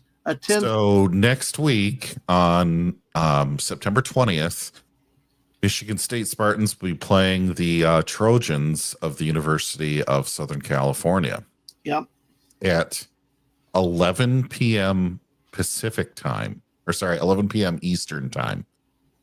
Mm-hmm. So, folks, a game takes what, Dad, man, 3.5, 4 hours? Yeah, about that.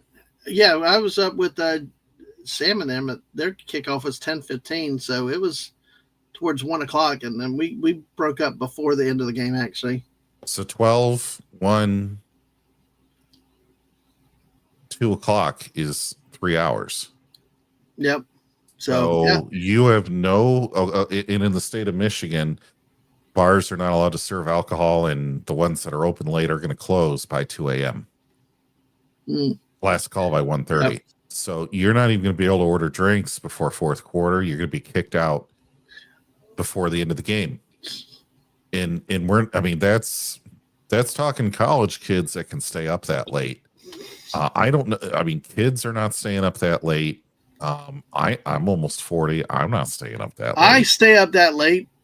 I love it. I love West Coast football. I got the best wife in the world because years ago she had me 4 games at one time in the living room.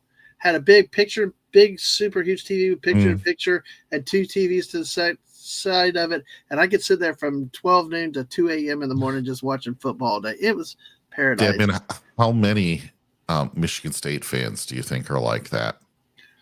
Probably maybe 3 because you haven't won in a long time. And yeah. So the reasoning behind this, according to Fox, was that on 9/20 you had 2 games on the West Coast. Mm-hmm. You had Oregon State, and you had Michigan State USC. Right. And the argument that they put for putting this game at 11 p.m. was, oh, Michigan State and USC are bigger teams than Oregon and Oregon State.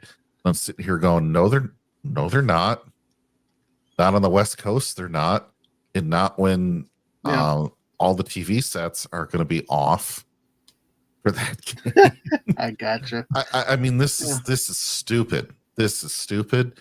Yeah. I think but it's part of the Michigan thing is State when you join athletic department, but is when you join a conference like that across the country, cowards. but when you join a conference across the country, it's going to happen at some point. So, small time said, "Be nice, Dad, man." East Lansing That's only just we keep burning them all. That's part of the issue. Well, at least you're not West Virginia and Appalachia. Oh yeah, for somebody like Anna who said that American football is so new. Yes, and University of West Virginia, Morgantown, West Virginia, when they have big games and they win, they burn couches. Yes. Yep. Although I'm now afraid to ask about why to remove the ladder from Sims from the pool when those two are laughing. But so I am. But yeah, this game, Minnesota, California. What do you think with this game? How do you pick California? So did I. Yeah, because Cal, I looked at let's see their performances to date, and I think Minnesota is going to go on the road and suck. Okay. There's really no other way of putting it than that. Yeah, I agree. Even though they put up some good numbers at home, I don't look good. A lot of teams struggle when they go out west. So I'm agreeing with you on California. We're almost exactly the same this week, though. USC at Purdue. We both have USC going.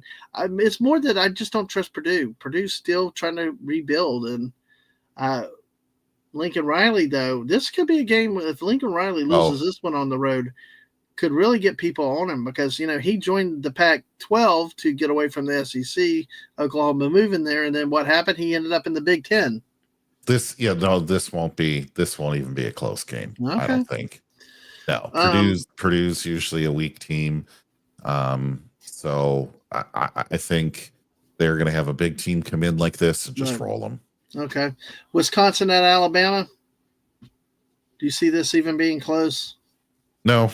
I don't either. I think Wisconsin melts down in the southern heat. Alabama, in spite of their struggles, still, at home will take care of Wisconsin because Wisconsin never has a quarterback that can actually throw the ball down the field. All right, this game I picked for you, Youngstown State at Michigan State. JT, we both take Michigan State. Yeah, that's a win. Okay. Anyway, good. Aiden Childs, I'm still not convinced. Youngstown is Cleveland metro area, by the way. Another Ohio team. But I will tell you, I don't trust Aiden Childs overall. I don't think but he did a lot better this past week. We'll have to see. But I saw him at Oregon State. I wasn't convinced. But we'll see how it goes when he gets into the bigger games. Western Michigan at Illinois. We both take Illinois. That's not anything much. Less than 40-point victory margin for Illinois is a disappointment in this game. Yeah. Now we have some good games coming up in the SEC. This really is a good week for the SEC. Georgia, Tennessee. How do you see this one? I don't think Georgia's for real, at least not yet. And I think Tennessee going into week 3, I'm one that thinks that there's a getting it together period where your team has to find their footing and identity. And usually that's through week 4 for me. Out of a 12-game season type of a scenario. So this is a thing where I think Tennessee's found their footing much earlier, and Georgia simply has not. And they're going on the road Yep. up to Knoxville, right? So this is going to be one of those games that I think is really going to scare. This is a game that if I was Georgia, I'd be really worried about because since Joey Aguiar, the transfer, came in, and he's throwing the ball really, really well. It's really a Josh Heupel type offense that they haven't had since Hendon Hooker was there. They've had problems with quarterback position and actually running it the way he wanted to. And this defense of Tennessee is not to be sneezed at. I could see this game getting one-sided for Tennessee if things go right. But then again, you got Kirby Smart coaching for Georgia. You can't rush to that guarantee. But I agree. I'm taking Tennessee in this game, and that's a change for me from before the season. Rocky Top, Rocky Top. Yeah. Rocky Top, Tennessee. Also consider this. People say they only focus on the game that they're playing this week. I think that's horse bleep. Georgia's playing Alabama the week after they play Tennessee. And you cannot tell me that they're not already looking at that game in their mind. And it's to some sense may not have the focus. That could end up not being true at all. Georgia could blow them out, but I think it's tipping pretty well in Tennessee's favor. I agree. I think Tennessee is for real this year. I mean, I think they're going to do well. I think better than people expected. So, especially with their defense, because that was the question about them was the offense. Well, the offenses look really darn good. Yeah, once was against a really bad team, but still, they're putting up points and throwing the ball. So, God, you think small town republic. Tennessee has a secret weapon. Mike Bobo plays for Georgia. Yes, my kid up there at the University of Georgia hates Mike Bobo. Has criticized their offensive play calling for quite a while. Yes. The other thing you said, this could get carried away. Looking at some of the numbers on this, ESPN polling has Tennessee like 53% chance winning. Vegas has it like the reverse, 53% chance Georgia winning. So it's really at this point too close to call, but you and I think both have faith in Tennessee. All right, Arkansas goes on the road at Ole Miss. We both have Ole Miss on this one. Yep. I don't really think there's a lot to say about it. If Ole Miss doesn't wake up, Arkansas has a chance. Yeah. If Ole Miss actually has their head on straight, better than they did against Kentucky, this isn't going to be a close game. All right. Well, let's talk about the game if Chewy's still around. Florida at LSU. What do you see? Blowout in LSU's favor. I mean, yeah. I could see. I'm more for probably a 24-13 game LSU. Not necessarily a blowout, but definitely one it's not going to be so close. If it's unfortunately Florida has to play an ugly close win. I mean, like a 12-10 game to win this one, and that really just pisses me off because this Florida team, for what we were promised, should be putting up 40 points a game. Hearing about this quarterback, the wide receivers, the running backs, his talent, I mean, and you don't like Brian Smelly at LSU, but still, I mean, he's a good coach though. That's the one thing you can't say is you can't say he's not ready and up for those big games. Florida but like you said, Florida could go out and win this game. I mean, I think LSU is going to start early and often. Yeah. I really do. Plus, also being a night game, you know what they say about Cajunville down there, right? Those night games, they get liquored up down there in New Orleans and down in Baton Rouge. I've heard. That is one of the craziest ass places to play at night. It's so loud, and when they have a whole day of getting alcohol in them, it's even worse. So that's why people don't like playing Death Valley at night. So, and the Texas A&M at Notre Dame. I mean, I got Notre Dame too. Both these teams are trash in my mind, but they're both ranked for some reason. But see, I could see Texas A&M going and upsetting Notre Dame because, like you said, I looked at this a winless team. I still looked at this and thought, this is going to be an upset if I pick it. But if we both pick it, then we'll both be okay when Notre Dame loses or something. So yeah. Well, Vanderbilt at South Carolina. See, this game comes down to how about the quarterbacks, how well Diego Pavia plays, and how well Lenore Sellers plays for South Carolina. This game, if Vanderbilt goes on the road, wins this game, then I will say this is a very special Vanderbilt team. It has a potential to be a very special Vanderbilt team. But this is I a game don't that see they would it. need to get it. But I don't think they're going to do it. I think I don't see a path to them winning. That's No. not just because South Carolina is 11th. That Yep. number is kind of meaningless to me. I Yep. just, not looking at their ranking, I don't see a path for Vanderbilt to win on the road there. All right.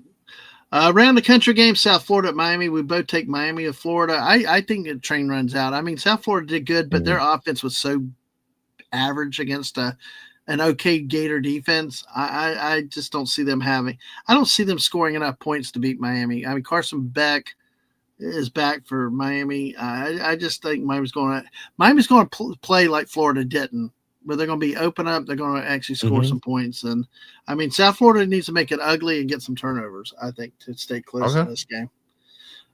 We got Clemson at Georgia Tech. Wow, we both hate Clemson, don't we? Yes. Yes. Yeah. And see, that would be one wrong. Yeah. Small town Republic. Yeah. So. If you're not sold on South Carolina's offense, that could keep Vanderbilt in the game. So, all right. Let's see with that. We'll just call it Pitt at West Virginia, Memphis at Troy. These were just throw-in games where you get to 15. But we both took the same team. The one that we actually differed on this Richmond at North Carolina. Yes.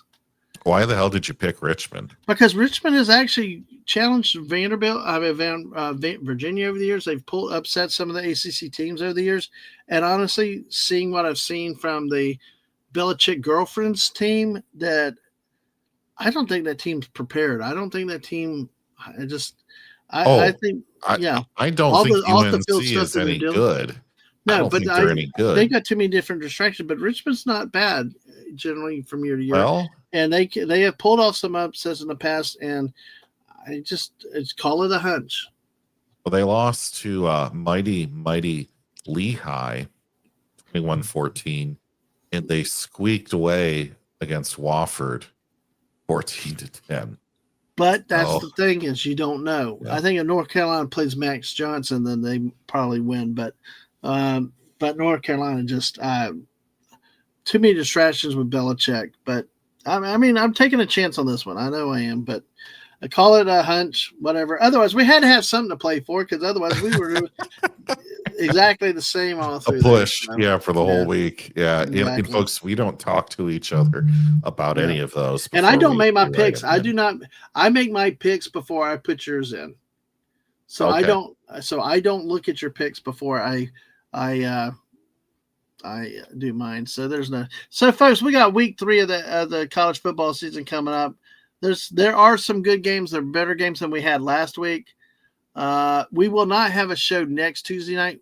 The Miss and I and Ang will be in Orlando having fun at Epic Universe. So we're not going to. We're doing the picks for this week. There won't be picks for the following week, but we really it's going to be a fun week, I will say. And always excited for it, JT. But hey. All right. Any other thoughts? Any other comments? No. That's about it. I think that does it. We've covered college football. Well, we are almost 2 hours, considering how bad the week was in terms of action and stuff. JT, you want to say anything about where you're at these days, where you're going on and stuff? Sure. So, especially because you're not doing the show tonight with Wes tomorrow, right? No, we're not doing a show Friday night with Wes. He needs a microphone. What about tomorrow?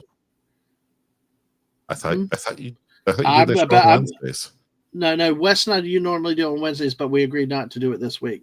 We've got things to work on and stuff like that, and he needs a mic.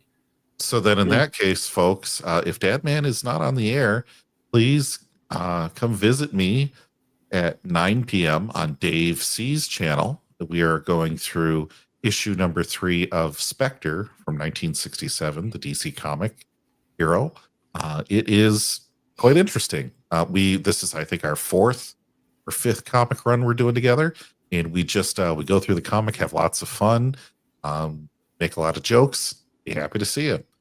And then Thursday, I will be hopefully not working and on the great Admiral Teague's channel, where we go through the season and hopefully the show finale of Strange New Lows, episode 10, where we will tear it apart. I usually have a ranting monologue that rivals Dadman's text messages about Florida. So Wow, go ahead and that's check bad. us out there. Yeah. That is quite interesting. So, all right. right, folks. All right, but I will once again, and hopefully she's still here with us, so to take pride in this wonderful work that she did tonight. Mrs. helped us name the stream, but hey, join me for the start Thursday night at 8 p.m. It was for now scheduled the second Thursdays of the month. Possibly more random after that. We'll see what happens. But hey, we're calling this Get Over It. Yes. A wonderful cemetery with a fence. We got a Yeti. We got a pickle sliding up the ladder, which also scares me about Sims 4 and taking the ladder out of the pool. What that means. This beautiful cat up here with a UFO and a parachuter. So as we are UFOs, it's just, and then we got our unicorns. And hey, I've got to play it so you can see the sparkles. There you go. The amazing thumbnail that we have for this show. Join us Thursday night for this show. We got some special stuff coming up, and hope that you all can make it for that. And then after that, I will be off until the next week. Ghetto? I don't know. Did I say ghetto? I didn't hear it. I don't know. Everybody tells me I make up. And hey, what is chow? I mean, chow is what you eat, right? I know I love to give Sam a hard time. But yeah, these people always pick on all my languages, and I invent new words like dad mayonnaise. But folks, like I said, seriously, we will be gone. We'll have our my stream Thursday. Mrs. will do streams through Friday. After that, we are probably going to be quiet on streaming till at least the following week, Thursday or Friday, to go spend some much needed time out of town and have some fun at Universal Studios. And I know it's goodbye, but Olive Garden tells me family, your family when you're here. I gotta get her started on Olive Garden and Italian again. But like I said, folks, I appreciate everybody's thoughts, prayers, and everything for our family.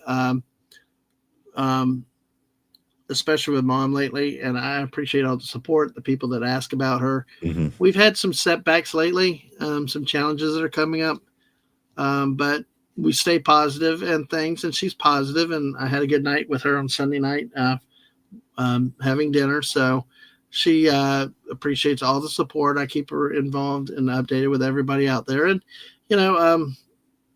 so it's like Mrs. said, when she goes, she's only going to maybe get a few things for her channel members, but the focus is going to be, having fun and doing stuff. And I pray for the missus too, that she's hurt her back a little bit, that she gets better soon too. And just a lot going on, but still, hey, we are here because of you guys. You guys support and encourage us so much in so many ways that you will never know.